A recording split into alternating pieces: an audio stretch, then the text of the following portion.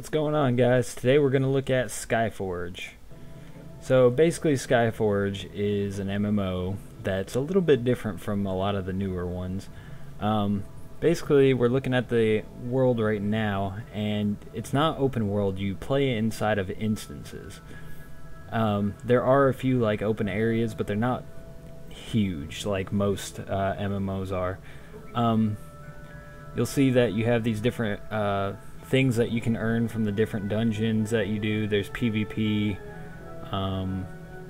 You can get a certain amount for each, but we're going to look at the Atlas now. So you use those different sparks that you saw in the world, and you put them in these little skill trees, and they give you different skills, different abilities, different upgrades to your character's stats. And then also you can go through here and find different classes to unlock, such as the Slayer there, the Archer. The thing I find about this is it takes a really long time to get to these. But otherwise it's kind of a cool concept. But we're going to go move on to the next thing. Alright, so the next thing we got is the way that you can switch your classes, which you can pretty much do on the fly because you only have one character. You have your bag, equipment, if this will load. So you've got your main weapon, your side weapon, amulets, trophies, rings, and each class has different weapons, but you pretty much share the rings, and you can get different amulets for the different classes as well. As you can see right here, these are the different stats. There's a style room where you can pretty much customize your character. There's not a huge amount of customization yet. You can customize your clothes, headwear, masks, glasses, earrings, tattoos. And some of them are really cool, but you pretty much just see a lot of the same stuff in this game because they haven't really come out with a lot of stuff yet.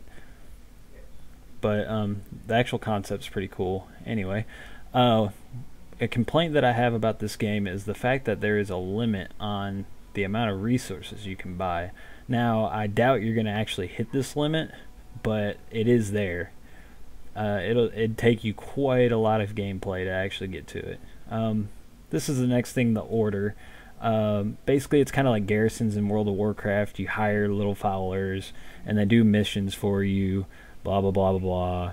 You get stuff out of them. It increases your stats. It's actually an important part of the game, but I haven't got too deep into it. I just don't feel like doing all that. I'm more into the gameplay itself, which I'm about to show you actually just in a second. Alright, so we're to the combat now. The cool thing about this is there are certain missions where you can try different classes that you don't have. I'm playing the Necromancer right now, and I haven't even unlocked the Necromancer yet. But what can I say about the combat? It's okay. That's about it. I mean, they tried to make it good, but it's just okay in my opinion. I mean, there's nothing wrong with it, but it does feel a little sticky. I feel like I'm stuck in place half the time. That's with a lot of the classes, actually. You should be able to use your skills while moving completely. There are some skills that you can use while you're moving, but a lot of them you're kind of stuck in place. You do have a dash, but the fact that you have the dash is kind of irrelevant because it's mostly just to get out of AoE. You can't dodge other abilities once you're locked on. Which brings me to the next thing, is it's action combat, but you have the choice to be able to lock on, which I think a lot of MMOs should definitely implement in their gameplay.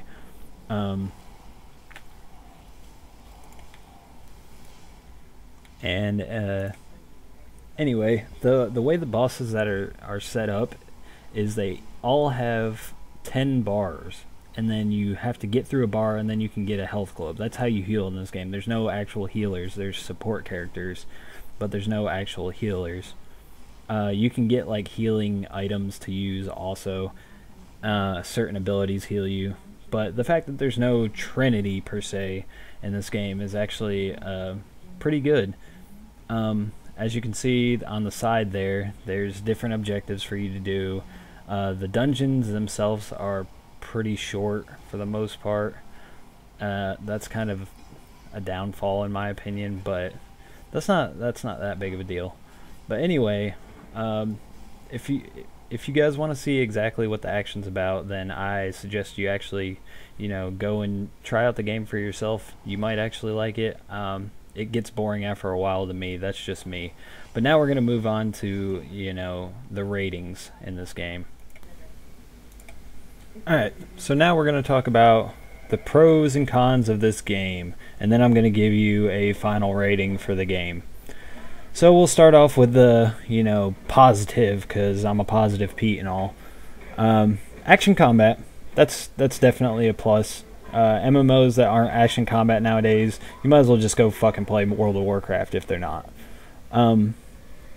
It's got an okay amount of customization.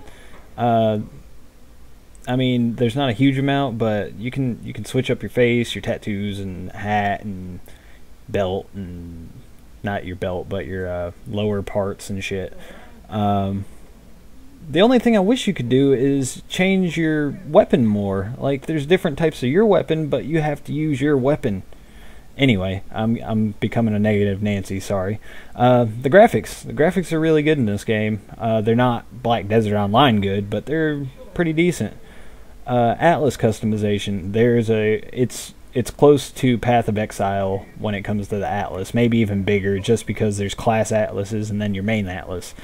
You can't redo it though, which kind of sucks. There should be like a large price to redo your Atlas. You're a fucking god later on. That's a pro in itself, isn't it? God form came out just a little while ago, and now you can just go in and beast on shit and just fuck it up. Sorry about my language. It's fantasy, future, MMO, sci-fi stuff. It's got a weird vibe to it, but it's cool. Like, it's different. I actually like the fact that it's sci-fi and fantasy. If it was just sci-fi, I would not play this game at all. I'm not a fan of sci-fi games, period. That's just me.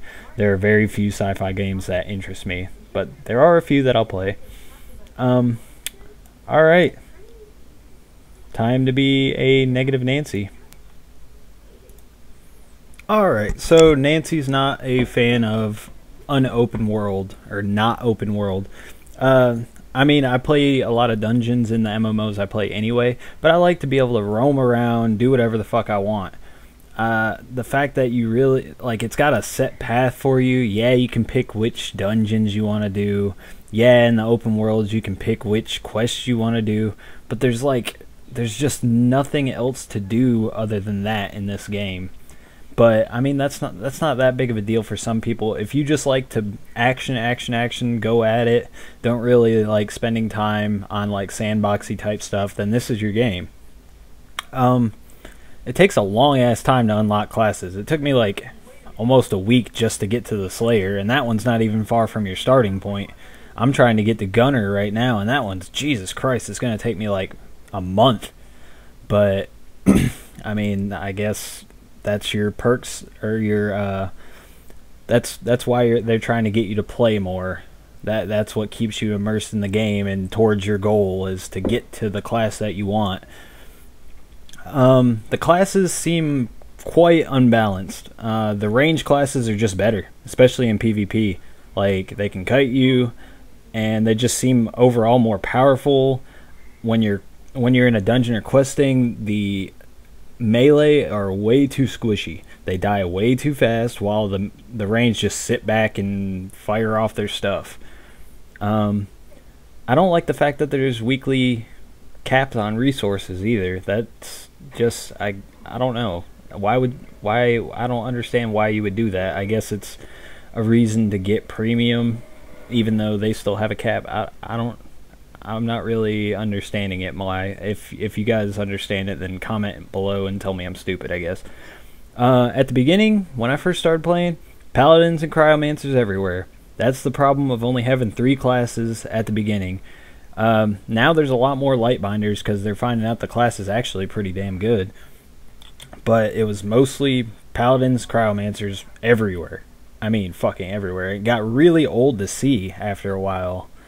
I think that's kind of a flaw in design. They should have made maybe 5 classes playable, or let you pick one class out of any of them and then let you unlock whatever classes you want. The temple system, I didn't understand what the fuck I was supposed to do with that. You need some gizmos and gadgets to update your stuff, and it just did not make any sense to me. I had to ask people in chat, how the fuck do I get this? What do I do to upgrade this? I think they realized that after a little while, and they put out like some kind of notes for people, like to help people do that. But I don't like the way that the temple system is set up. I personally like the way my garrison is in World of Warcraft, and I can click on a follower, send them on a mission, get my rewards. Simple. That's not how the temple system is at all. But that might just be me rambling. Anyway, now it's time for the rating. I'm giving this game a 7 out of 10 for the simple fact that it's different and it has a lot of good aspects, but it's not getting those other 3 points because of those cons that I said earlier. The game is good though. I mean, there's no perfect game anywhere. The closest perfect MMO I found was probably Guild Wars 2, but even it has its own flaws. But this game, it's not bad. It's worth playing.